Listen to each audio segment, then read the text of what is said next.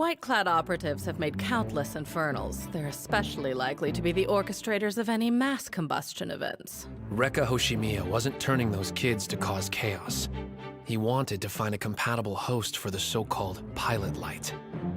So those bugs do more than create infernals. They're also used to find people with a special ability.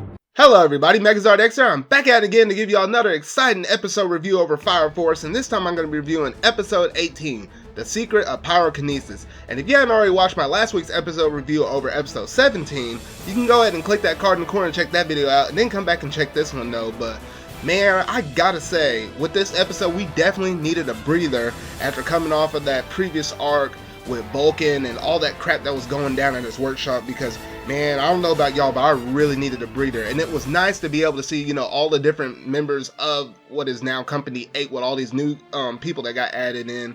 It was nice to kind of see them interacting again, once again, as well as, you know, interacting with, you know, previous other members that we might have seen within, you know, other previous arcs, as I'll later explain about later in this review though. But it was a nice kind of breather, and you know, it allows us to kind of catch up and try to, you know, put all the puzzle pieces back together that we gotten from all the different previous arcs, and try to piece together this one massive puzzle in terms of being able to crack down on the White Clad and figure out what in the world they're trying to do next, and how in the world Company 8 is going to be able to help prevent it though. But yeah, so let's go ahead and dive straight up into this episode review of Fire Force. You might find the Evangelist base, but the 8th isn't strong enough to attack it yet. Are the White Clad that strong? You have no idea. Having seen their commander's power firsthand, I believe it comes from a direct link to the Evangelist. And a Dola link, huh? So what does the 8th need to do to get strong enough?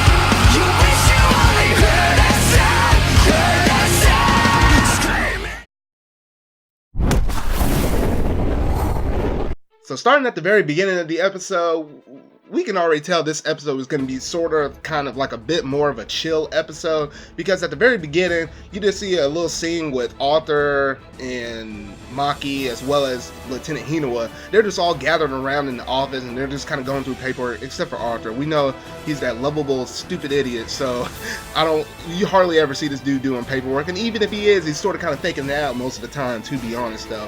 But anyway, that dude was just kind of sitting on the wall over there just kind of chilling, and you had Maki over here kind of looking at Lieutenant Hinawa. We can tell Vulcan has gotten very comfortable within Company 8, because a lot of his stuff is just kind of lying around the area now, and you saw Lieutenant Hinawa wearing like this weird old hat that has some horns on it, and Maki was like, is that not getting in the way of your work or whatnot? And he said no, but technically it was, because it was knocking away some papers and stuff.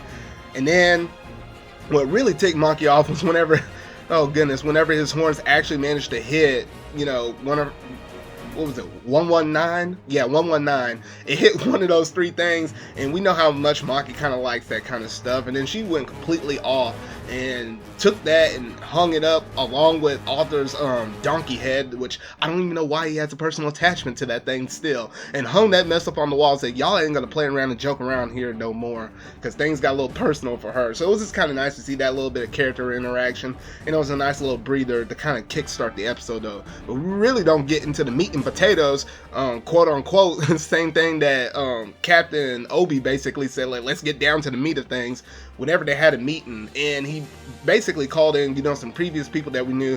Of course, we had, you know, Captain Hibana that was there, but we also managed to get Company 1 Lieutenant Flam to actually make a reappearance once again, as well as Company 7 Lieutenant called Conro. So both of them managed to come here along with, you know, Captain Hibana, and basically they were sitting down and essentially talking about all the previous stuff that happened in the previous arcs. But before they got into that though, it was nice seeing Iris kind of serve out tea to everybody, and then you also But the funny thing was the way how, oh goodness, the way how Captain Hibana basically just sat on like her throne, quote unquote throne, like the higher part of that couch, and she was saying, you know what, I'm not gonna sit on the same level as these other rabble, as what she said. And it was kind of funny just to kind of see her character, because you know we rarely get this, or we see that side of her, you know, occasionally every now and then though, but it's always a treat whenever you get to see it though, because it's just funny to see how, you know, Hibana basically acts to other dudes, but then she acts so kind of like lovey-dovey, almost a little kind of shy as though, but it's a totally different nature of her whenever she's around Shinra though. But anyway, getting back into the meat and potatoes of this, essentially they started breaking down all of the previous White Clad incidents, and Lieutenant Conrose said, hey, you know what, for the longest time, Company 7, and unfortunately, you know, Captain Benimaru wasn't able to show up because that's originally the person that, you know, Obi invited, but he sent Conroe as a representative for him though. But he mentioned that Company 7 for the longest didn't even think the White Clad was a real thing. You know, they kind of stayed a little isolated because, you know, they weren't really big fans of, you know, Hajime Industries and all the stuff that was happening with the government as well. So for the most part, they kind of just threw that underneath the rug, and now that, you know, the thing is real, they got personally attacked by it, they're just trying to play a little catch-up game. And then you had Company 5's representative, you know, and she essentially brought up like her research and said, you know what, based upon all of these different infernals popping out, there is a strong chance and likelihood that the White Clad are the ones responsible for this, and they're probably mass producing these infernals even as they're speaking right now. And then Company 1, Lieutenant Flan, basically brought up the whole incident of that whole Company 1 arc whenever, you know, Rekka was basically like a hidden spy for, you know, the White Clad, and Rekka was essentially looking for a compatible host for the so-called pilot light. And the firebugs don't only create infernals, but they also find people with special abilities. So there were, you know, as Rekka was basically saying, he was looking for a suitable host that will help benefit, you know, that will help benefit the White Clad in terms of with the evangelists and everything else like that though. So it was really interesting to kind of see, you know, all these previous different arcs and how they all kind of tying together to make one big old picture during the midst of this meeting. And then we also got to a little scene where they were talking about, you know, the incident that basically happened with Company 3, because now from our understanding, Company 3, you know, was just a bad a bad company down to its core essentially, because Giovanni was a spy to the White Clad, and not only that, but some members even in, you know, Company 3 were also spies that worked underneath the evangelists. So, you know, after that whole incident took place, a lot of them managed to bounce and, you know, lead Company 3. So now we pretty much knew that, you know, Company 3 at this point, I don't think it's not so much of a threat anymore, because if there were any kind of remaining spies, they're basically gone. There might be a couple or few there though, but it's not going to be nearly to the big threat that it was previously before all this different incident happened and managed to go down though. But yeah, they were talking about that and how Giovanni's basically long gone, because Hajime Industries basically tried to put a band-aid over the whole entire thing, and they essentially put a fake Company 3 captain in the spot in terms of the press whenever they were talking to the general public about what was going on. And, you know, thanks to Vulcan actually knowing that personal relationship with him, he knew that that was not Giovanni on there. So they basically, you know, just put a fake person up there just for a good PR statement though, but the real one is, you know, long term gone. So we'll probably see him bounce back up at some later point within the anime though, but, you know, for now, you know, he's hasta luego. That dude gone. That dude is straight up gone. He got the heck out of Dodge though. But anyway, so yeah, they talked about and discussed that, and then and after they talked about how the spies and stuff and how the Company 3 kind of affected the whole thing, you started having a little scene that was happening between the scene that, you know, all of these dudes are gathered around to talk within this meeting, as well as a scene that was bouncing back and forth to Joker talking to I guess I'll call him Professor Licht or something like that. No, Dr. Licht, there we go. Talking back and forth with Dr. Licht, and the matter of fact that this dude was essentially still, you know, talking with Joker and stuff. And I guess from the angle that I'm really seeing things now, I'm wanting to say that Joker essentially is basically an outside source that doesn't like the things that's going down within the Fire Force companies underneath Hajime Industries, but then again does not like all of the crap and stuff that the White Clad is doing. So he has his own personal agenda, and it seemed like Dr. Licht is, you know, right there behind him though. And, you know, Dr. Lick was basically sent there by Captain Obi to one of the crime scenes in order to gather up information in terms of if it can help pin down where the White Clad could potentially be next, and try to either find their base of operations or any kind of leads that they could possibly find. And that's essentially what he was doing. And, you know, thanks to Joker battling Sho, he basically told him, say, hey, you know what, even if Company 8 managed to find the White Clad's base, they are not ready to fight all those White Clad members, because after I sparred against, you know, Sho for that short little bit, no, Company 8 is not ready, because they do have a bunch of new recruits, and they don't have a crap ton of experience underneath their belt, so they need to get, you know, trained up and beefed up. And Joker basically said, hey, you know, we need to boost the power of our devil, which is Shinra. We need to basically boost his power in order to have even a remote fighting chance with Company 8 against the White Clad. And, you know, Dr. Lick was like, you know what? I think I got an idea. But the matter of fact, if he can manage to catch up to you, Joker, or even Sho, that's completely on him. And then you get to dive into a scene where it bounced back over there to, you know, them in the meeting. And Lieutenant Conroe recommended that, hey, you know what, if y'all need to help, you know, boost the strength of, you know, Company 8, why don't I take the guys back with me back to, you know, Company 7 and let, you know, Captain Benimaru train them. And that's essentially what they did. And, you know, Benimaru was essentially training Shinra as well as Arthur, and they were just kind of, you know, going back and forth and kind of sparring with him. And then you saw Dr. Lick show up, and he said, you know what, here's one of my recommendations in order for you to get stronger, Shinra. Why don't you try to condense your flame down, so whenever, you know, you're zipping through the air, you know, with the fire, you know, shooting off of, you know, the heels of your feet like that, hey, if you can find a way to condense those, instead of having fire just blazing out in all different types of directions, if you can condense that fire and shoot it out in one direction, you can exponentially, you know, increase your speed. So, you know, once hearing that, you know, Shinra's like, okay, I'm down with that. That sounds pretty cool. And however, you saw him trying to focus and try to do this though, but he was having a, you know, a very difficult time in order to try to, you know, channel his fire to one specific spot like that in order, you know, help increase his speed and help, you know, overall just increasing his speed will help, you know, boost his efficiency in terms of all of his different fighting capabilities and all of his maneuvers that he's able to do with his unique fighting style. Now, while all of this was going down, you got to see a quick little scene where Maki was using sputter and flare, and, you know, Lieutenant Hinua, he doesn't like anybody playing with this fire, and he grabbed that poor little girl by the head like that. Oh gosh. And, you know, that whole rule with them not playing with fire at all, essentially, while they're, you know, in their company base or whatever, though.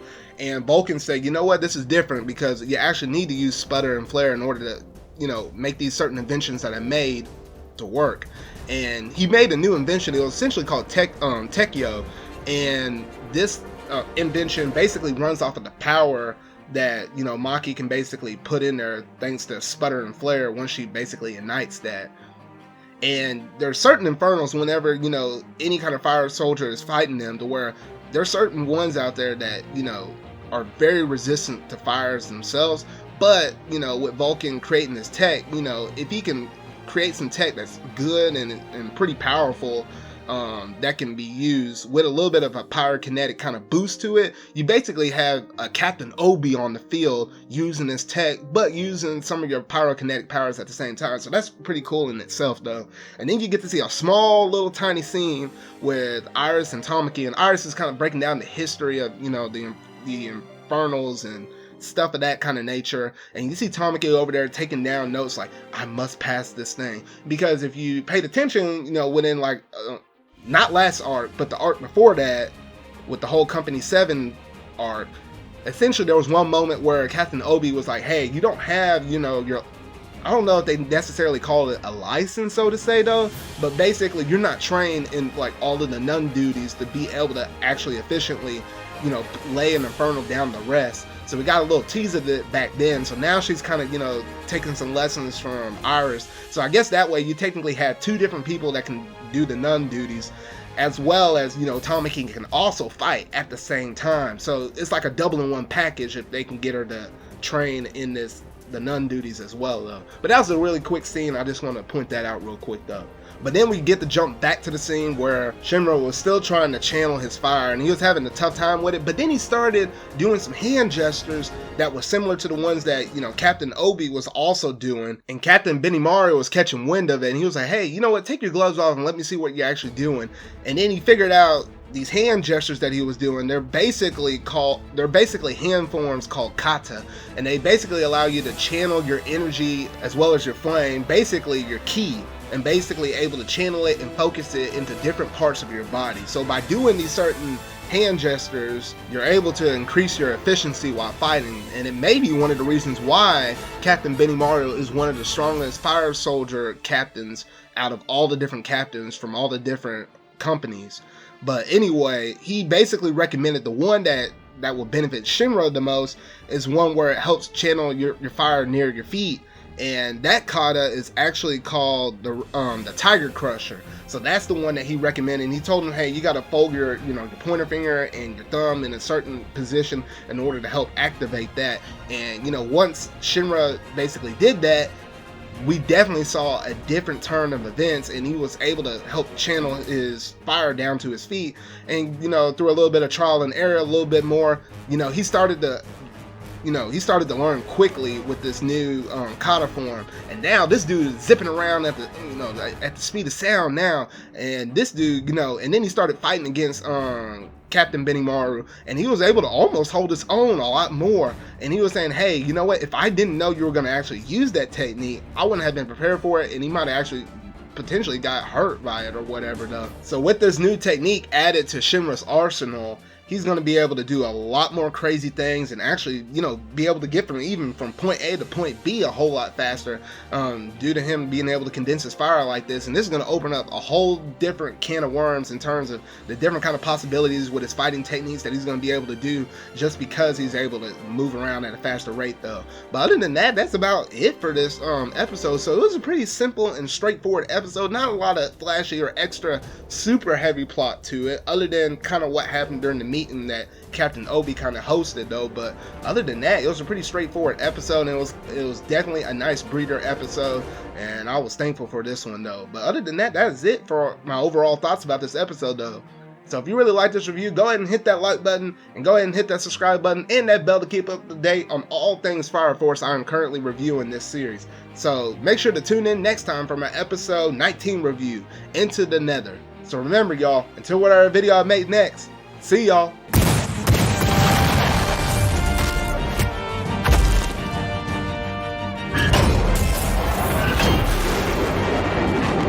Okay, you did good. I'm coming, Shell.